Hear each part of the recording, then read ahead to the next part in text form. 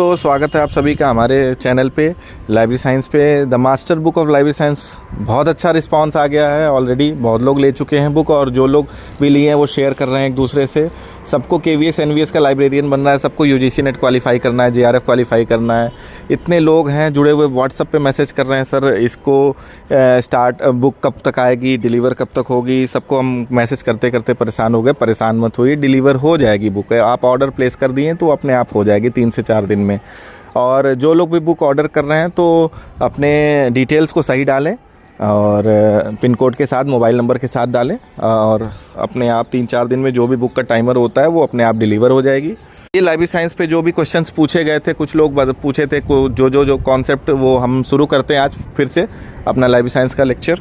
देखिए सीरियसली दोस्तों, सभी एस्पिरेंट्स के लिए वो हमारा ये कहना है, खास करके, और लाइब्रेरियंस के लिए, प्रोफेशनल्स के लिए, सभी के लिए, कि अपने नॉलेज को अप टू डेट रखना बहुत ज़रूरी है। आजकल कॉन्सेप्चुअल क्वेश्चन ज़्यादा पूछे जा रहे हैं, ना कि ऑब्जेक्टिव और फैक्ट्स पे जो क्वेश्चंस आ जाते हैं। लोग पहले फैक्ट्स रट के चले जाते थे, तो अब नहीं वो बात चलेगी, अब वो ज़माना गया। अब आपको कॉन्सेप्चुअली स्ट्रांग होना पड़ेगा, कॉन्सेप्ट पता होना चाहिए आपको।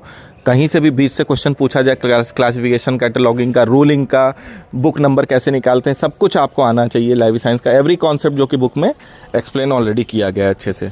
आइए शुरू करते हैं। जैसे लाइब्रेरी साइंस में हमने देखा था main historical foundation of library science, मतलब हिस्ट्री लाइब्रेरी साइंस की जानना बहुत ज़रूरी है। ये शुरुआत कैसे हुआ। बहुत लोग हमसे, नॉन लाइब्रेरी साइंस वाले भी बोलते हैं कि सर हमें बहुत मन कर रहा है ये कोर्स करने का, क्योंकि बहुत वाइट कॉलर जॉब है, बहुत अच्छा। प्राइवेट वाले भी ये सोचते हैं कि इसकी डिग्री ले लें, सर BLIS क्या होता है, MLIS क्या होता है। तो ये इस पर थोड़ा सा ब्रीफिंग देते हैं उन लोगों को। जो पुस्तकालय विज्ञान का कोर्स है, BLIS या MLIS, वो 1-1 वर्ष का होता है आफ्टर ग्रेजुएशन।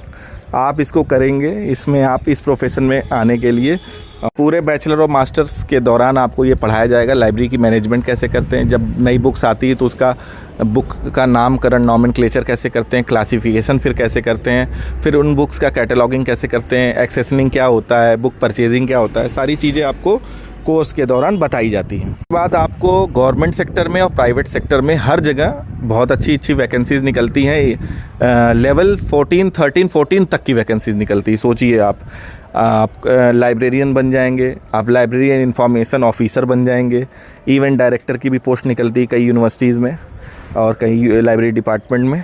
तो एक बहुत ही अच्छा प्रोफेशन है, और लोगों को ज्ञान देने का, ज्ञान बांटने का, एक सिस्टमैटिक वे में नॉलेज को अरेंज करके रखने का लाइब्रेरी में, ताकि लोग, जो पीपल, यूज़र्स, विजिटर्स आते हैं, उनको एक आप सिस्टमैटिक वे में दे पाएँ, क्लासीफाई कर पाएँ हर चीज़ को। लाइब्रेरी तो इन्फॉर्मेशन हब बन चुका है, तो लोग लाइब्रेरी को सिर्फ इन्फॉर्मेशन रिसर्च के लिए भी लोग यूज़ कर रहे हैं।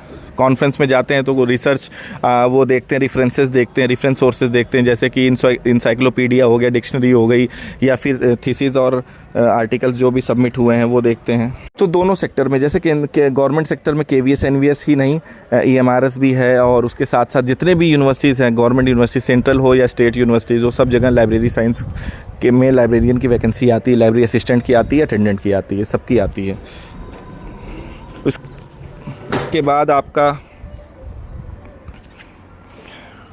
प्राइवेट सेक्टर में भी वैकेंसीज आ रही हैं। बड़े बड़े स्कूलों में MIT के जैसे ग्रुप है स्कूल्स का, G ग्रुप ऑफ एजुकेशन का ग्रुप है, रिलायंस ग्रुप है। इवन इंडिया में ही नहीं, फॉरेन में भी वैकेंसीज आ रही हैं, दुबई में आ रही हैं, बड़े बड़ी यूनिवर्सिटीज़ लंदन में आ रही हैं लाइब्रेरियन की वैकेंसीज। आप LIS पोर्टल पे जाके देख सकते हैं, वैकेंसीज पर डे रिलीज़ हो रही हैं, सरकारी रिजल्ट पे जाके देख सकते हैं। आखिरकार इंटरेस्ट है लोगों को लाइब्रेरियन बनने का, लोग बनना चाह रहे हैं। जगह जहाँ वैकेंसीज आ रही है वहाँ लोग फुलफ़िल कर रहे हैं, एलिजिबिलिटी को लोग फॉर्म भर रहे हैं, तभी तो। अब सिस्टमैटिक वे में तैयारी करना बहुत ज़रूरी है। आपने कोर्स कर लिया, दैट्स ऑल, ये नहीं होता है। आप सिस्टमैटिक वे में जब तक तैयारी नहीं करेंगे, आज के करंट के हिसाब से आप अगर उस नॉलेज को अर्जित नहीं करेंगे, तो आप लाइब्रेरियन बनने में असमर्थ रहेंगे। लाइब्रेरी साइंस को तहे दिल से अच्छे से जानना, डीप में जाके हर चीज़ों को समझना, जितने भी टेक्निकल वर्ड्स है उसको जानना, ये बहुत ज़रूरी है, ताकि आप अपनी वैकेंसीज़ को क्लियर करें, साथ साथ लोगों को एजुकेट भी कर सकें। कुछ लोगों का डिमांड था, सर थोड़ा सा लाइब्रेरी साइंस के ऊपर शुरुआत कीजिए, बताइए कैसे। तो हमने शुरुआत किया था पिछले लेक्चर्स में भी, आपने देखा होगा पिछले वीडियोज़ में। आगे आइए बढ़ते हैं। कुछ इंपॉर्टेंट लाइब्रेरीज़ हैं जो भारत में एंशिएंट टाइम में जो विकसित हुई थी, मतलब पहले के टाइम पे। ओरिएंटल लाइब्रेरीज़ है जो आज भी चल रही है और उसका बहुत महत्व है। कि आपका पहला खुदाबख्श ओरिएंटल पब्लिक लाइब्रेरी है, जो कि 1891 में ओपन हुई थी पब्लिक के लिए, जो कि मिनिस्ट्री ऑफ कल्चर के अंडर में रन कर रही है। इनके पास बहुत ज़्यादा, सबसे ज़्यादा मैन्युस्क्रिप्ट हैं, मतलब संग्रह करके ये प्रिजर्व करके रखे हुए हैं पहले के टाइम पे लिखे हुए मैन्युस्क्रिप्ट्स को। उसके बाद आती है आपकी सरस्वती महल लाइब्रेरी, जो कि 1918 में इनको इस लाइब्रेरी को पब्लिक लाइब्रेरी का दर्जा दिया गया था। इस लाइब्रेरी के पास लार्जेस्ट कलेक्शन ऑफ मैन्युस्क्रिप्ट है इंडिया में, ये क्वेश्चन पूछा जाता है। इसके बाद आपका रामपुर रज़ा लाइब्रेरी है, तो नवाब फैजुल्ला खान द्वारा 1774 में इस्टेब्लिश हुआ था और ये यूपी के रामपुर में इस्टेब्लिश्ड है।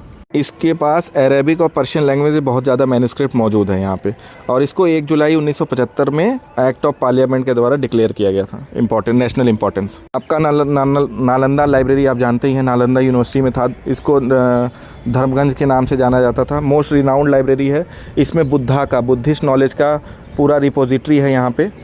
इनके 9 तल्ले के यानी 9 स्टोरीज़ के मतलब बिल्डिंग, पूरी लाइब्रेरी की बिल्डिंग थी 3 पार्ट में, रत्न सागर, रत्न रंजिका एंड रत्न दोधी। और इस लाइब्रेरी को जो बख्तियार खिलजी थे 1193 में, इसका उन्होंने वो सैक्ड किया था, इसको जला दिया था। ये थी कुछ नेशनल इम्पोर्टेंस वाली लाइब्रेरी जो रन कर रही है अभी, 1850 के बाद इस्टेब्लिश भी हुई, फिर रन कर रही हैं अभी तक, और इसमें बहुत ज़्यादा मैन्युस्क्रिप्ट का संग्रह है।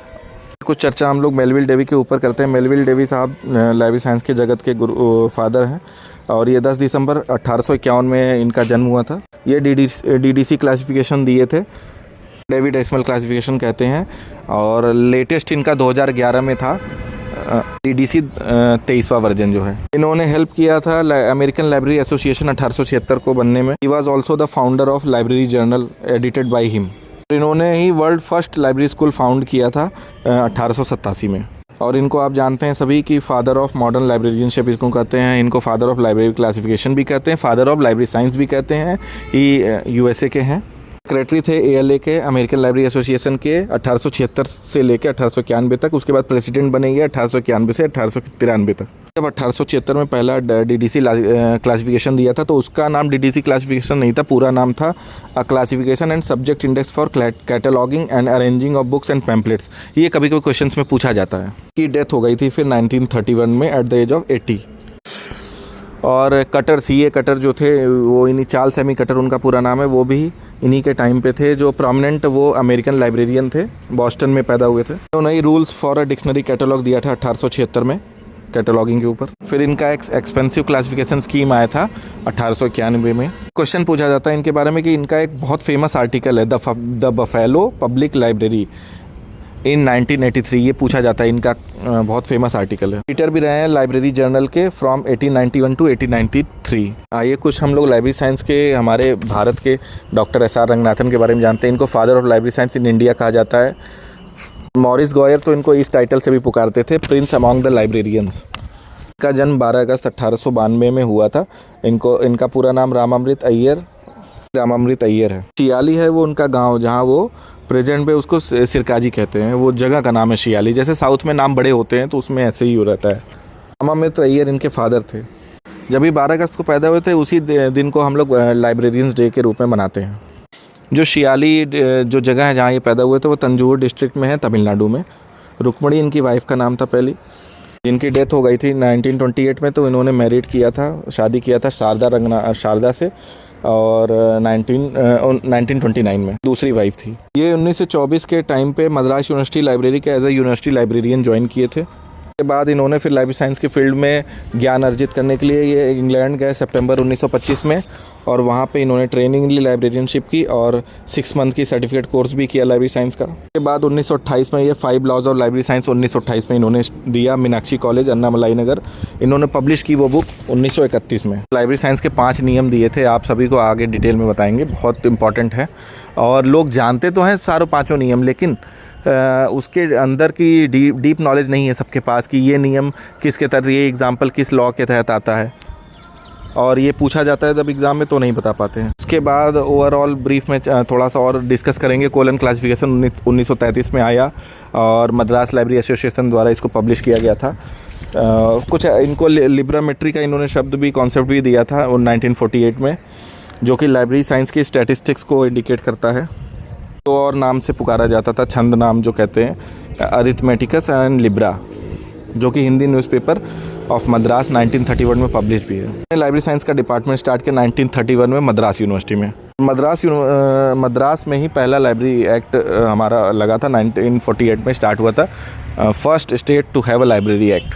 तो रंगनाथन साहब की जर्नी बहुत ही रोचक और लाइब्रेरी साइंस को लेकर इतना आगे उन्होंने बढ़ाया, कोलन क्लासिफिकेशन दिया, कैटलॉगिंग के रूल्स दिए, कई बुक लिखी, तो बहुत सारा ज्ञान इन्होंने बांटा और लाइब्रेरी साइंस में कंट्रीब्यूट किया कि कैसे बुक्स का क्लासिफिकेशन करना चाहिए, उसके बाद सब्जेक्ट वाइज, टाइटल वाइज जो भी है, और रूलिंग दी, कैनन दिए, बुक नंबर कैसे निकालते, क्लासिफिकेशन कैसे करते हैं। सबसे main DRTC documentation research and training centre 1962 Bangalore में स्टार्ट किया, जो कि CD देशमुख द्वारा इनॉग्रेट किया गया था, जो कि रिसर्च एक्टिविटीज़ इन लाइब्रेरी साइंस के फील्ड में किया जाता है वहाँ पे DRTC में। को डीलिट की उपाधि मिली थी दिल्ली यूनिवर्सिटी से 1948 में, पिट्सबर्ग से भी इनको 1964 में मिली थी डीलिट की उपाधि, और ये राव साहब के टाइटल से भी जाने जाते हैं, 1935 में इनको बोला गया था, और पद्मश्री अवार्ड से भी नवाजा गया इनको 1957 में from the government of India. He founded Sarada Ranganathan endowment for library science in 1963। 1963 में शारदा रंगनाथन इंडोमेंट इन्होंने फाउंड किया था। नेशनल रिसर्च प्रोफेसर भी कहा जाता है लाइब्रेरी साइंस का 1965 में। तो लाइब्रेरी जगत के दो लोग बहुत इंपॉर्टेंट हैं, हमेशा हम लोग इनका नाम सुनते रहेंगे, मेलविल डेवी और रंगनाथन का। उसके बाद 99% और साइंटिस्ट जो हैं, जैसे कि क्लासिफिकेशन, कैटलॉगिंग, और भी लोगों ने दिया अपना अपना स्कीम, लेकिन ज़्यादातर वाइड स्प्रेड इन्हीं लोगों का था, इन्हीं दोनों का। आगे डिटेल में हम लोग नेक्स्ट वीडियोज़ में पढ़ेंगे। और आप सभी से निवेदन है कि आप लोग अपने KVS NVS की तैयारी अच्छे से करिए, EMRS की करिए। नेक्स्ट में जब UGC नेट आएगा उसकी तैयारी करिए, जनवरी वाला बीत गया, जुलाई वाला, और बाकी चीज़ें WhatsApp ग्रुप पे लिंक मैं दिया ही हूँ, डिस्क्रिप्शन में मैं दे रहा हूँ बुक का भी। बुक आप लेंगे 3-4 दिन में आपको डिलीवर हो जाएगी। और अपनी पढ़ाई को एक अच्छे से पर डे आप 2 से 3 घंटा एटलीस्ट ज़रूर पढ़िए, अगर आपके पास समय ज़्यादा नहीं है तो, और समय है तो 4 से 5 घंटा लाइब्रेरी साइंस में दीजिए अपने करियर को बनाने के लिए। सारी चीज़ें बुक में सिस्टमेटिक तरीके से समझाई गई हैं। दूसरे से ये लेक्चर वीडियो शेयर करिएगा यूट्यूब पे भी, और साथ साथ लिंक जो दिया गया उसको भी देखिएगा, एक दूसरे शेयर करिएगा, परचेस करिएगा। अभी राजस्थान में बहुत वैकेंसीज़ आने वाली हैं फिर से, और यूपी में भी, और बिहार लाइब्रेरियन का जो लोग तैयारी कर रहे हैं वो स्टार्ट कर दें, अच्छे से तैयारी करना, क्योंकि अब वो वैकेंसीज़ तो आ चुकी हैं, अब उसका एग्ज़ाम्स भी डिक्लेयर होगा, एग्ज़ाम्स होगा, और ढेर सारा अपॉर्चुनिटी है गवर्नमेंट सेक्टर में। 99% लोग तो गवर्नमेंट सेक्टर में ही जाना चाहते हैं, लेकिन मैं ये सजेशन दूंगा कि गवर्नमेंट सेक्टर में आप तैयारी करिए अच्छे से, लेकिन प्राइवेट में भी अपॉर्चुनिटीज़ बहुत अच्छी हैं, बड़े बड़े स्कूलों में भी हैं, कॉलेज में भी हैं। चलिए नमस्कार, मिलते हैं नेक्स्ट वीडियो में। Thank you so much.